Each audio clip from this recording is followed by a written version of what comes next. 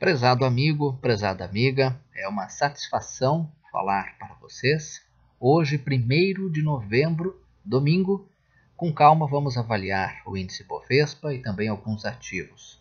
Para quem não me conhece, o meu nome é Leonel Lacerda, eu sou trader e também investidor no mercado de ações. A partir deste fim de semana, pessoal, deste domingo, eu vou colocar uma nova ferramenta aqui para nós utilizarmos, que trata-se do calendário, tá bem? Então, antes de cada análise do índice Bovespa, a gente vai ver o que tem de mais importante para a semana. O objetivo é a gente trabalhar com informações que estão previstas e podem trazer volatilidade para o mercado. Segunda-feira, feriado no Brasil, Bovespa não funciona. Terça-feira, o Itaú divulga o balanço trimestral. Isso aqui é bem importante porque pode trazer uma volatilidade adicional para os ativos do Banco Itaú. E na sexta-feira, pessoal, tem o relatório do emprego nos Estados Unidos. Vai ser divulgado às 11h30 da manhã.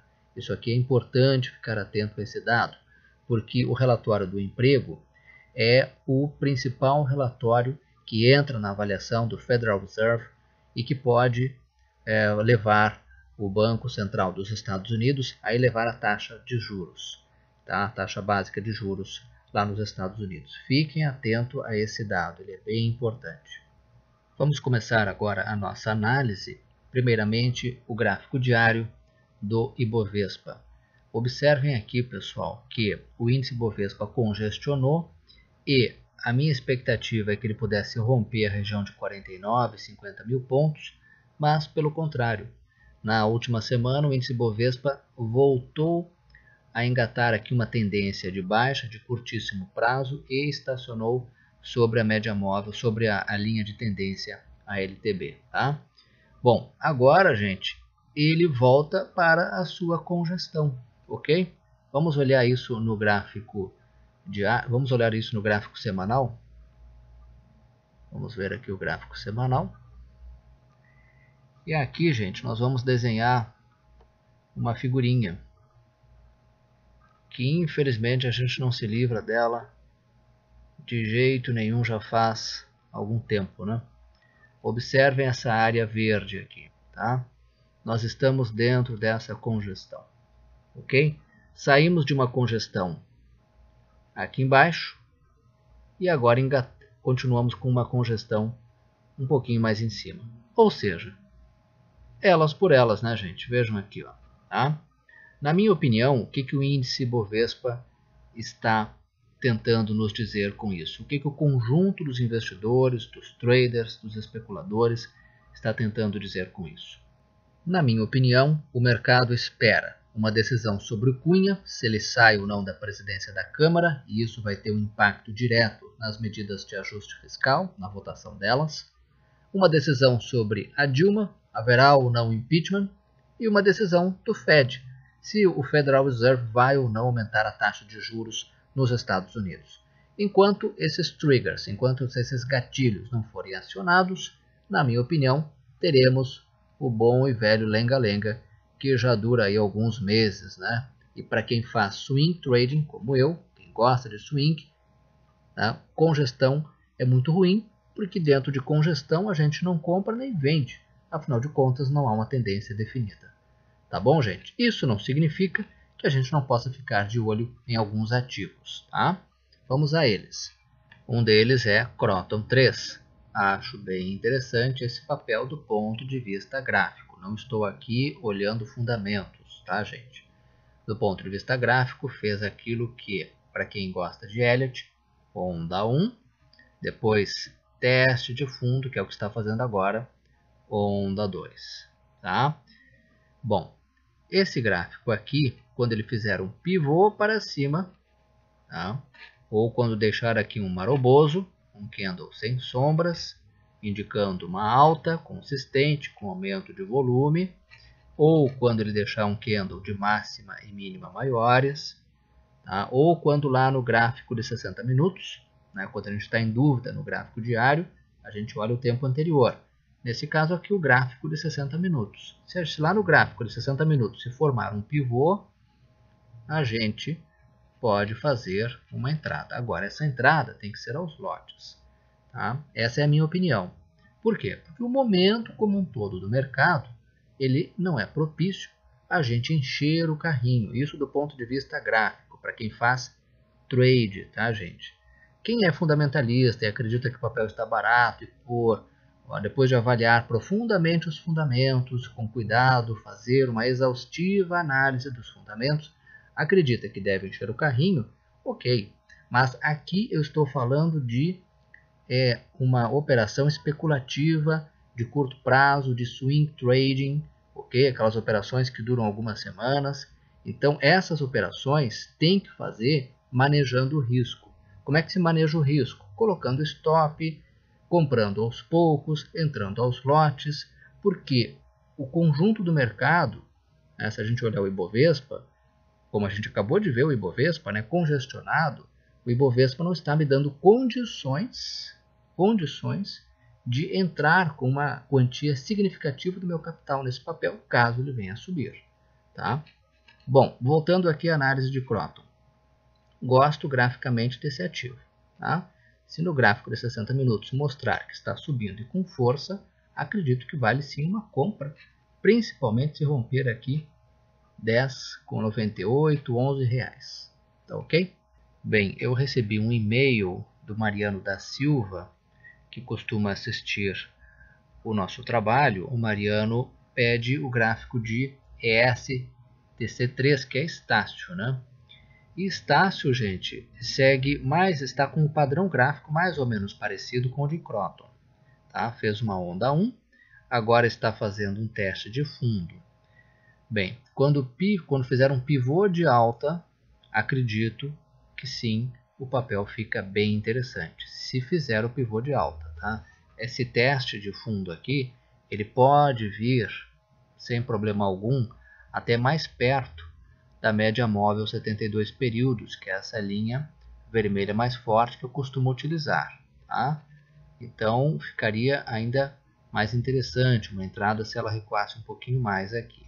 Tem que fazer o pivô de alta e tudo aquilo que eu acabei de dizer para Croton vale para Estácio, tá certo? Mas é um gráfico também interessante de ficar observando, tá bom, gente?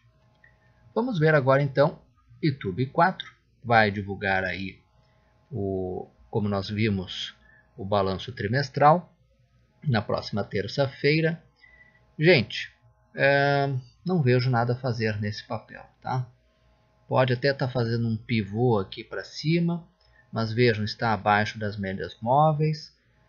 Pode, como eu disse, fazer um pivô e fazer um repique aqui até as médias móveis, até 27,13 ou então até 27,50, por onde passa a média móvel 72 períodos.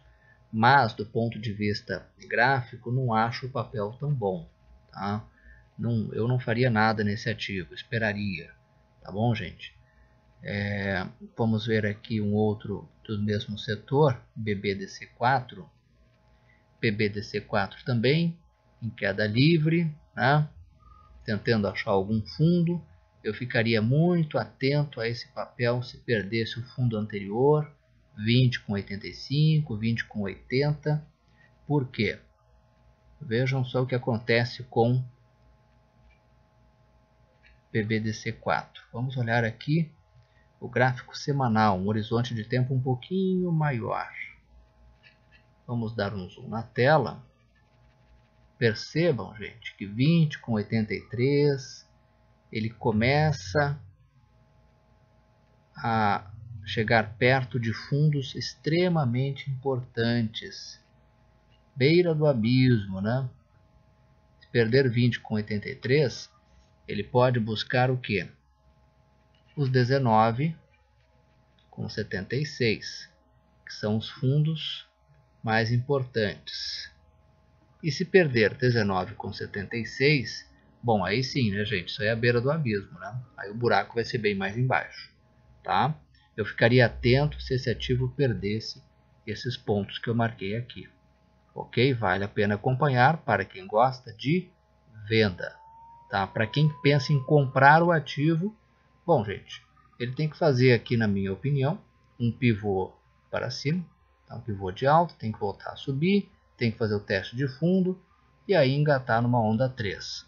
Depois de preenchidas todas essas condições, posso até pensar em entrar no ativo. Neste momento, não vejo nada a fazer para quem pensa em compras, tá? Agora vamos ver Vale 5 e na sequência BBSE3, dois ativos que no vídeo da semana passada eu disse que valia a pena ficar de olho. Observem que Vale 5 deixou um maroboso, um candle indicativo, um maroboso de baixa, né? Um candle sem sombras, indicativo de forte aqui tendência de baixa, caiu, desmoronou, né?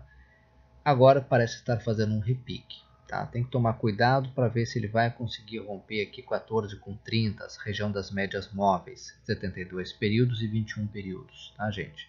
Isso aqui pode se comportar como uma resistência, ou seja, ao bater aqui, vai voltar a cair, tá? Tem que tomar cuidado com isso. Se romper com um candle que indica aí que os compradores estão ganhando força, bom, esse repique pode continuar até perto de 15,40 por ali, tá? Eu lembro que eu comentei na semana passada que a expectativa é que rompesse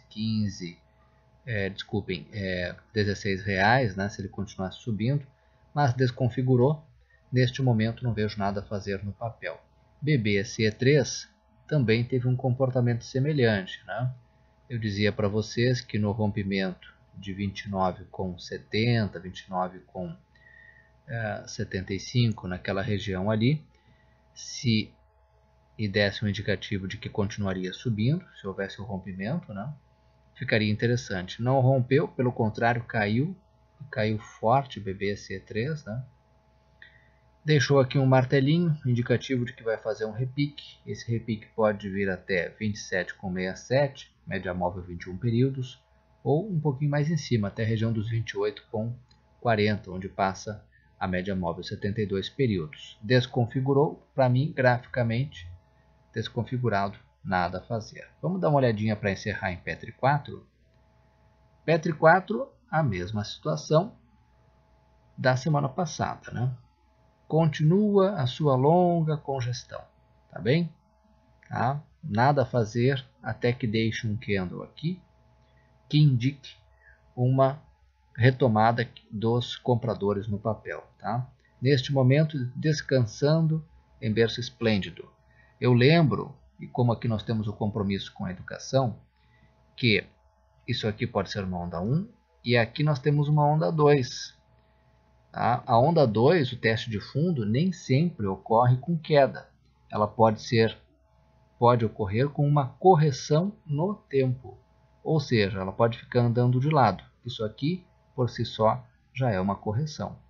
Tá bom, gente? Então, Petri 4 fica interessante se voltar a subir e romper 8,30 por ali. Esse topinho anterior aqui, tá? E aí vai ter uma resistência aqui em 8,70, ali por perto, por onde passa a média móvel 72 períodos. Tá? Agora fica atento se perder 7,50. Tá? Se perder 7,50, se perder esse suporte aqui, o ativo pode, no curtíssimo prazo, engatar aí uma tendência de baixa. Tá bom, gente? Bem, por hoje era isso. Muito obrigado pela atenção dos senhores. Lembro que tudo que nós vimos aqui tem finalidade educacional, não é recomendação nem de compra, nem de venda, e o foco é swing trading. Tá certo? Muito obrigado pela atenção dos senhores. Uma ótima semana.